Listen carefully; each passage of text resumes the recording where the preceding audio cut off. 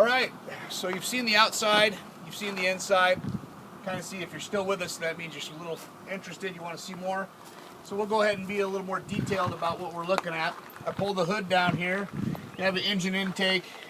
Very convenient place to put oil into these coaches. You have a place to check your transmission fluid and engine oil fluid. They've all been extended out here so that it can be easily done from right out of this hood. Windshield wiper fluid. The engine starting battery is located up here. And then RV Customs made these boxes for Fleetwood. And it basically has all the fuses for the entry steps. There's a printed circuit board here that has all of the listings of what the fuse is powering. Makes it easy to troubleshoot. These are actually for the slide rooms right here. The little push buttons, if they pop, they just a little quick reset. Just push those buttons back in and it resets. And then you can see the modifications that we put in for the amplifiers and the stereos. It's all been really professionally wired. Also has a power steering reservoir up here. Very nice, easy, convenient.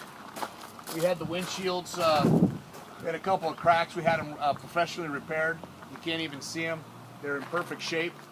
A little dirty, but in perfect shape. The tires on this coach are not new, but they are in good shape. You don't have to replace them right away.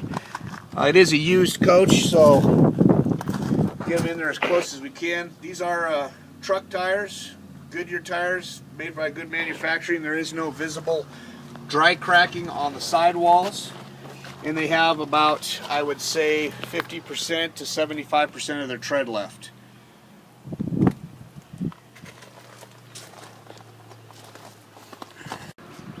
On this side of the coach, you just have straight compartment storage. Underneath the slide, you can load up about 300 total pounds into these compartments, which, to be honest with you, there's really not enough room to put any more in there. So, but it is spacious, and it actually, Fleetwood kind of did a really neat thing.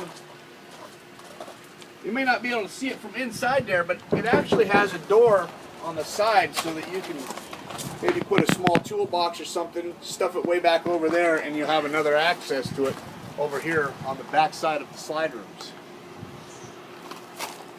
The coach, all the slide rooms have window or awning toppers on them, so that they protect the top of the slide from the weather.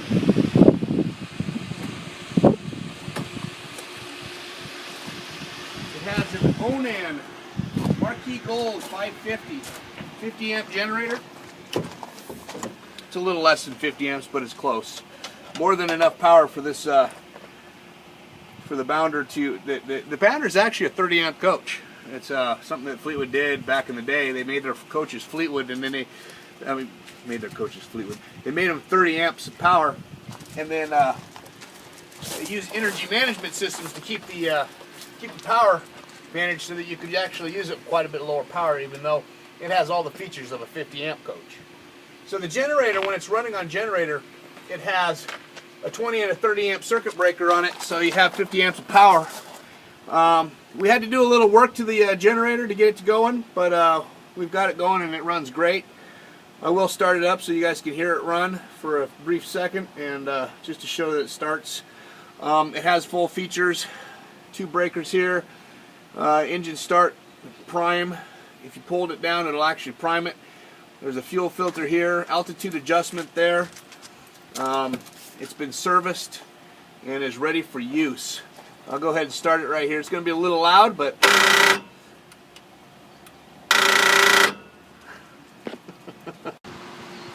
in this compartment here houses the Onan generator. The generator is a 5500 Onan Marquee Gold. I don't know why they call it gold. They paint it black, but they do. The generator has actually just been serviced. It runs really good. Very convenient things on it. The breakers are right here in front where you can see them. You have clearly marked on and off.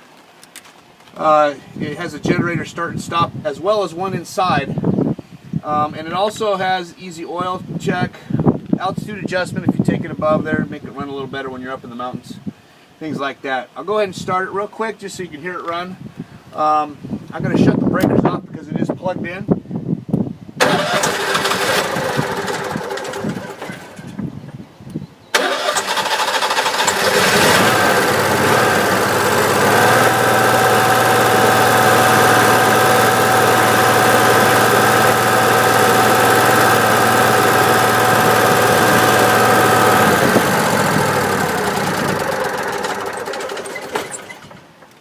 Always remember to turn those breakers on.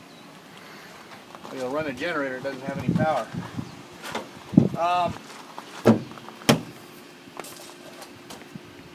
One of the things about running that generator as well is make sure when you run them that you have a cover on them. They'll overheat if they don't.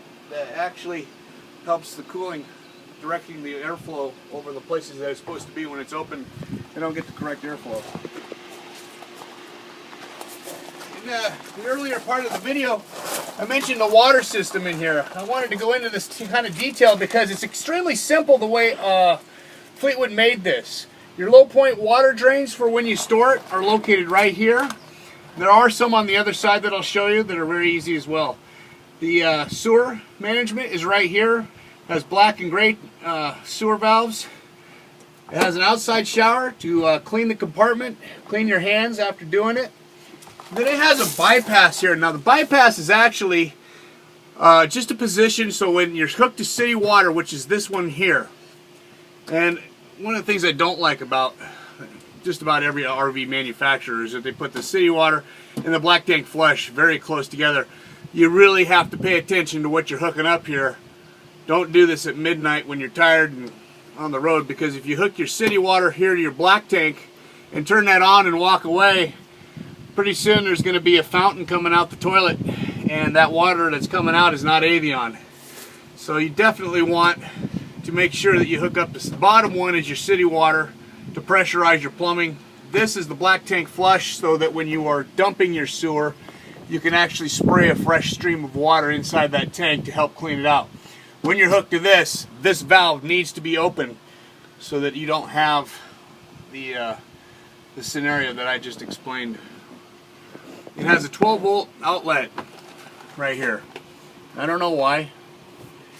So you can charge your phone while you're dumping your pooper, I guess. I don't understand why they put that there, but it's there. If you had a 12-volt heater or something you want to put in here, you can do that. Although it's not necessary the way Fleetwood set up their furnaces. It does keep everything in here nice and warm in cold weather. And you also have a 110 receptacle out here, and a place to turn it on and off your water pump right from back here. And then it has a tow cord storage right here for your short cord. Again, I mentioned that it is a 30 amp cord, so it rolls up. It's very easy to manage.